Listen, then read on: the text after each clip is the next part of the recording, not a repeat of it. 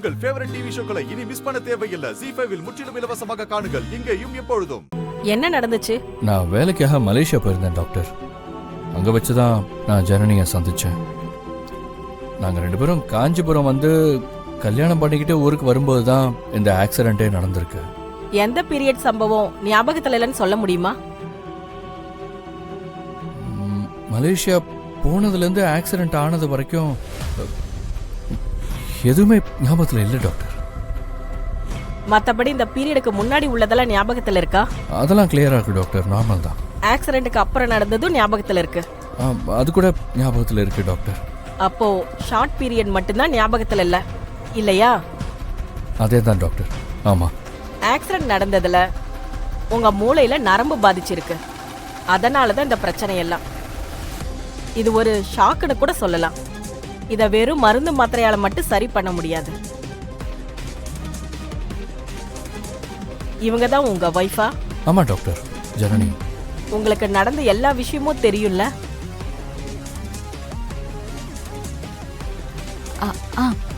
தெரியும் டாக்டர். சரி, நான் சொல்றத நல்லா கேட்டுக்கோங்க ஜனனி.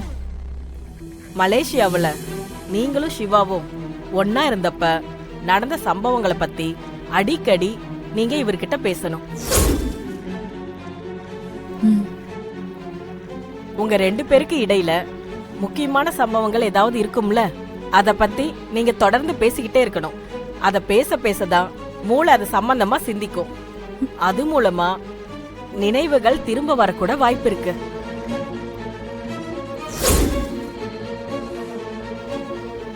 அந்த காலகட்டத்துல நீங்க பழகின ஃப்ரெண்ட்ஸ் அவங்களெல்லாம் நீங்க நேர்ல பார்க்க முடிஞ்சா போய் பாருங்க.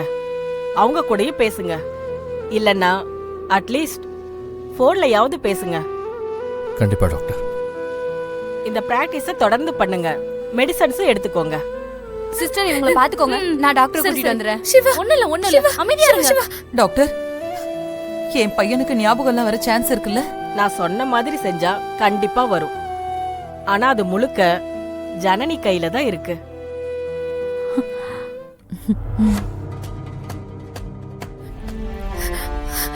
என்னன்னு சொல்லுமா?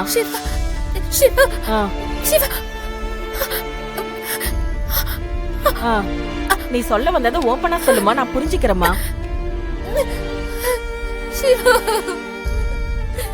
ஒண்ணு இல்லம்மா, டென்ஷன் ஆகாத. ஒரு நிமிஷம் இருமா.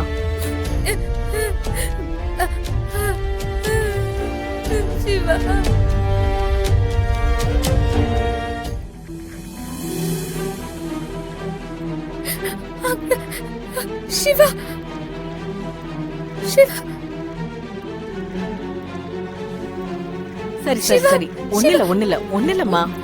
கூல், டென்ஷன் ஆகாத. நர்ஸ் அந்த இன்ஜெக்ஷன் கொடுங்க.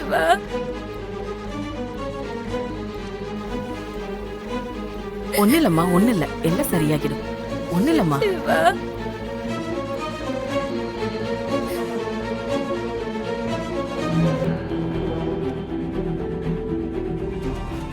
ஐ சிவா மாமா, சிவா மாமா கூட யாரோ ஒரு ஆன்ட்டி இருக்காங்களே.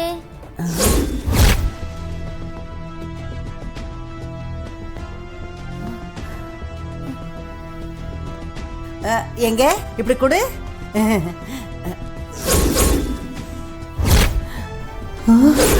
ஐயோ, இதுதான் ஜனனியா?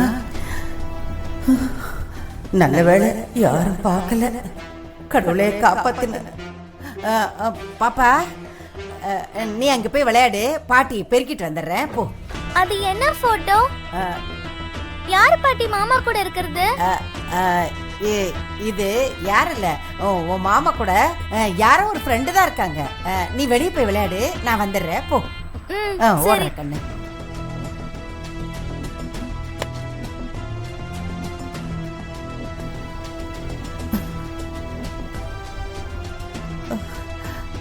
ஐயோ, அப்போ ஜனனி உயிரோட தான் இருக்காளா?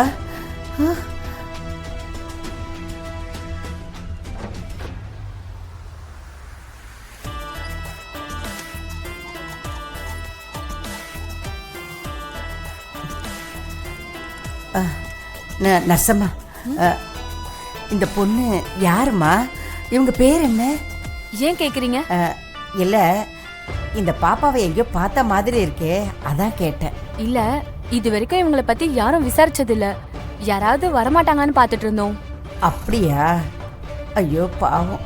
நீங்க தான் முதல்ல விசாரிச்சிருக்கீங்க. ஏதாவது தகவல் தெரிஞ்சா சொல்லுங்க. நான் வேணா டாக்டர் கிட்ட கூட்டிட்டு போறேன். இல்லம்மா, இல்ல, எனக்கு எதுவும் தெரியாது. இவங்க யாருன்னு எனக்கு தெரியாது. ஏதோ பார்த்த மாதிரி இருந்துச்சேன்னு கேட்டேன், அவ்வளவுதான்.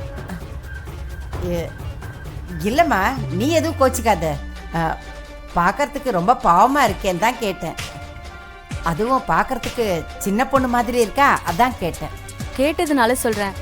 ஆக்சிடென்ட்ல அடிபட்டு அன்கான்ஷியஸா வந்து சேர்ந்தாங்க. எப்படியாவது சரி பண்ணணும்னு எங்க டாக்டரும் ட்ரை பண்ணிட்டு இருக்காங்க. பட் எந்த இம்ப்ரூவ்மெண்ட்டும் இல்ல. அவங்க ஃபேமிலி கிட்ட ஒப்படைக்கலான்னு பார்த்தா அதுக்கும் யாருமே இல்ல. ஆனா ஆனா என்ன? என்னம்மா?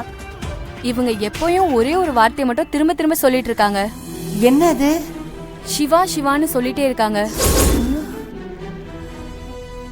தம்பி, சீக்கிரம் போங்க தம்பி.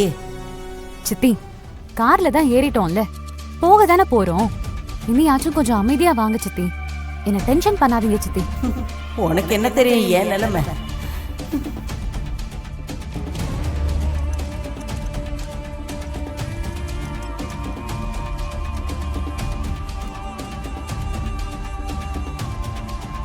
ஏன் உங்களுக்கு இப்படி வேர்க்குது?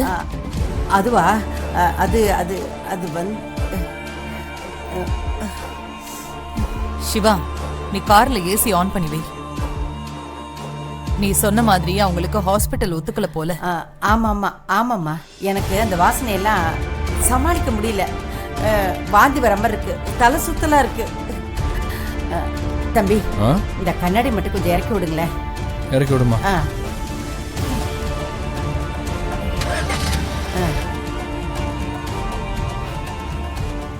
அந்த மேகலாவை நினைச்சாலே பயமா இருக்குடா. அவளை பார்த்து நீங்க என்ன பயப்படுறீங்க? அவன் நீ நினைக்கிற மாதிரி சாதாரண பொம்பளை கிடையாது. யாருன்னா அவன்? பெரிய மந்திரவாதியா?